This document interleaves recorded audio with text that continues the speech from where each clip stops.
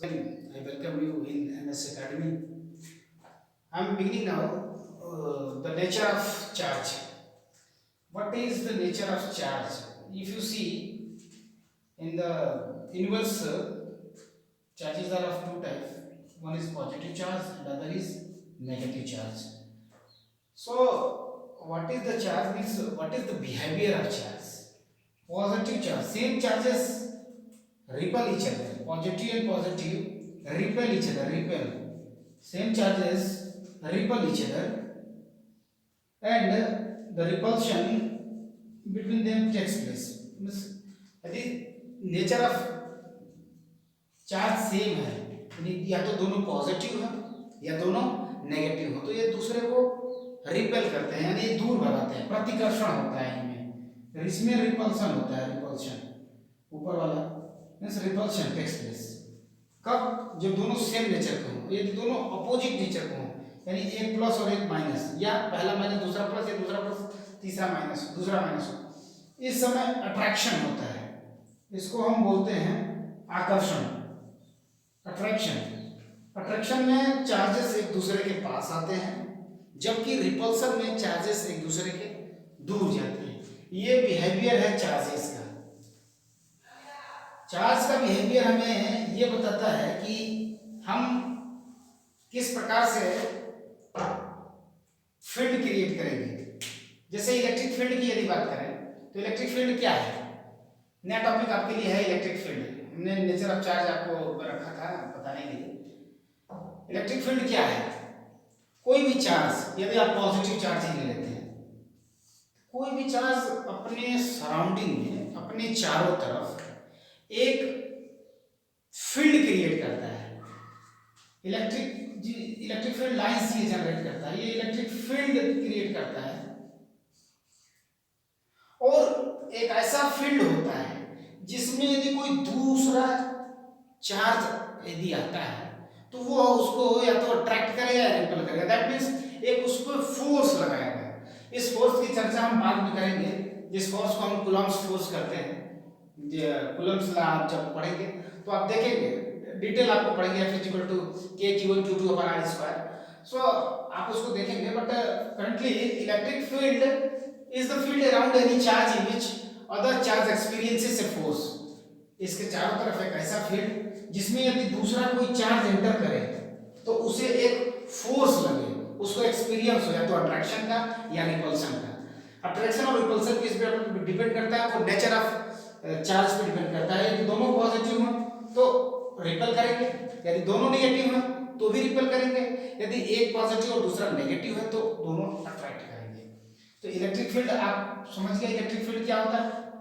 Electric field को हम ई से रिप्रेजेंट करते हैं जिसकी यूनिट जो है वोल्ट पर मीटर होती है the unit of electric field वैद्युत क्षेत्र की जो यूनिट होती है इकाई वो वोल्ट पर मीटर होती है साथ ही आप देख लीजिए इलेक्ट्रिक पोटेंशियल जिसे हम विद्युत विभव बोलते हैं विद्युत विभव तो विद्युत विभव क्या है इसे हम V से डिनोट करते हैं विद्युत विभव क्या है वो समझिए बहुत ही महत्वपूर्ण चीज जो समझने को है विद्युत विभव दो पॉइंट यहाँ पे आते हैं पहला पॉइंट है इलेक्ट्रिक पोटेंशियल और एक आता है पोटेंशियल डिफरेंस तो इलेक्ट्रिक पोटेंशियल क्या है तो इलेक्ट्रिक पोटेंशियल मानिए कोई भी चार्ज कैपिटल Q है इसका एक अपना इलेक्ट्रिक फील्ड होगा यदि इसके इलेक्ट्रिक फील्ड में कोई दूसरा चार्ज आ रहा है मान लीजिए इसका फील्ड कहाँ तक है हम मानते हैं इसका फील्ड इंफिनिटी तक है अनंत तक है इसका एक्सपेंशन मान लेते हैं हम अनंत तक है या कोई दूसरा टेस्ट चार्ज ले लेते हैं यूनिट पॉजिटिव टेस्ट चार्ज जिसका यूनिट पॉजिटिव चार्ज इसका एक है मान लीजिए और पॉजिटिव टेस्ट चार्ज है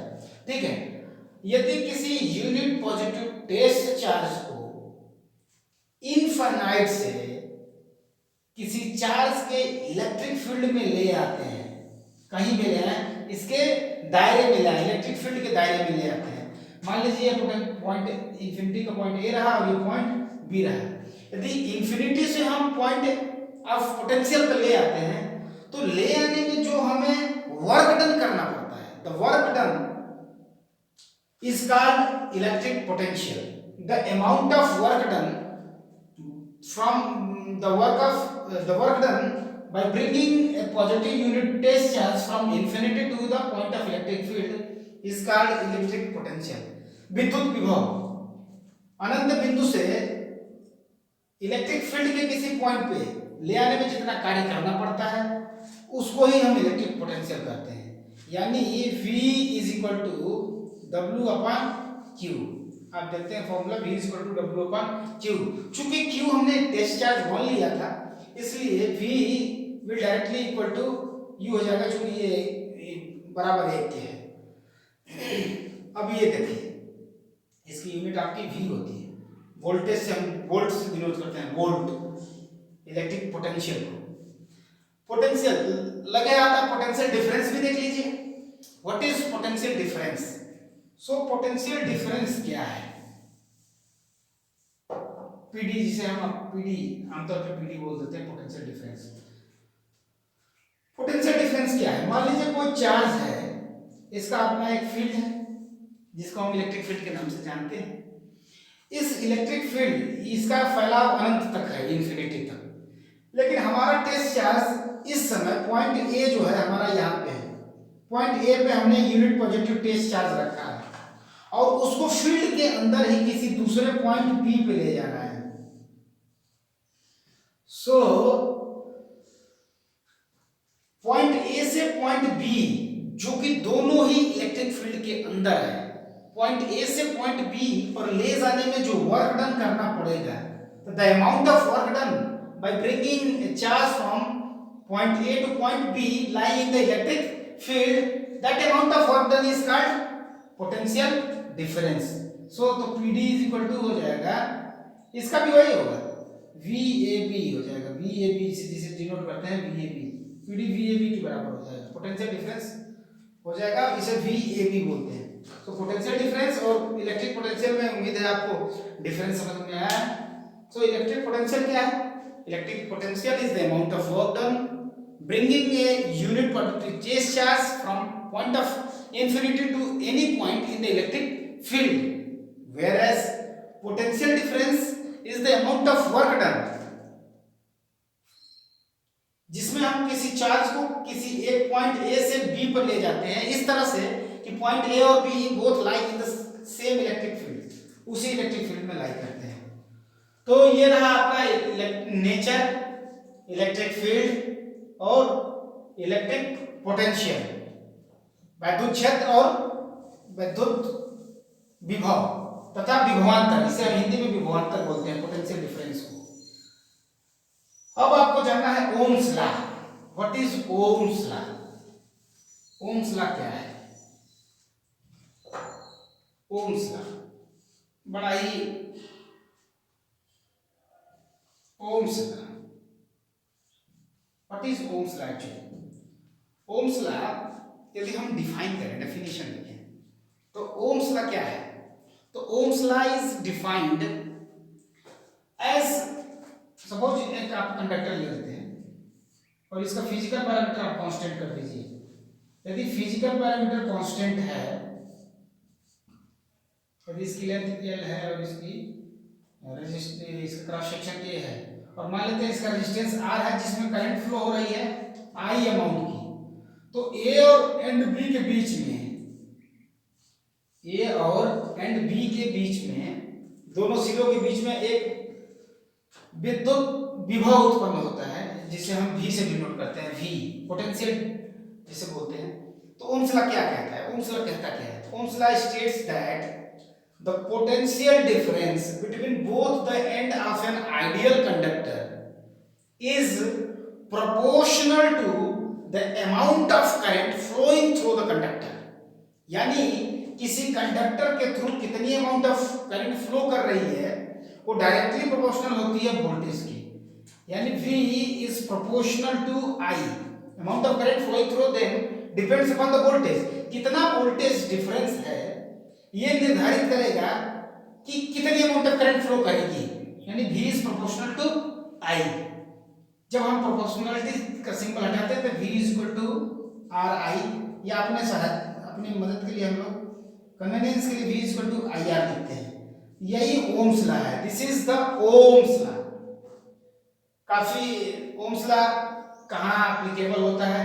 और इसकी लिमिटेशंस क्या क्या है, ये जब आप आगे हम बताएंगे इलेक्ट्रिक फील्ड का डेरिवेशन और कैसे निकालते हैं, कूलम्ब्स लॉ वगैरह जब पढ़ाएंगे तो उस समय आपको बताएंगे कि लिमिटेशंस ऑफ ओम्स लॉ क्या है, कहाँ ये काम नहीं करता है। तो अभी आप ये समझ लीजिए, जब जब जब भी आपका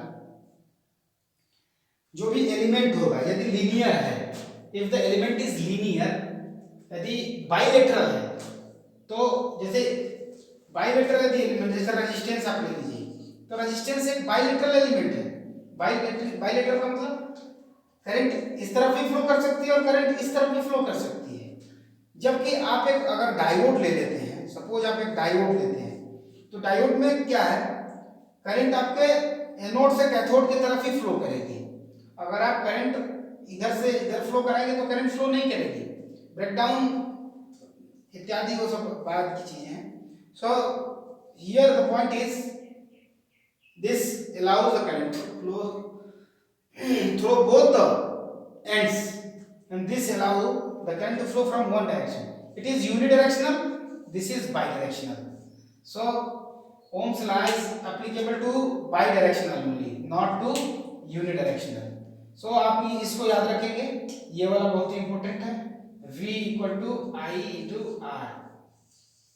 अगली क्लास आपको जो है न्यूमेरिकल की क्लास होगी, जिसमें हम देखेंगे कि अब तक जो हमने पढ़ा है और जो भी हमने फॉर्मूलेस जो हमने फॉर्मुलेट किए हैं, जो है Q is equal to N I, Q is equal to N E हो गया आपका। दूसरा फार्मूला हमने पढ़ा V equal to I R हो गया। तीसरा फार्मूला R निकालने के लिए R is equal to rho L by A हो गया। सो बेसिकली हमने अभी I is equal to Q upon I is equal to Q upon T हो गया। So we will discuss about few small numericals which can be possible on these parameters only. So hope you like my explanation. So if you like, subscribe it and like the video and press the icon button. Thank you.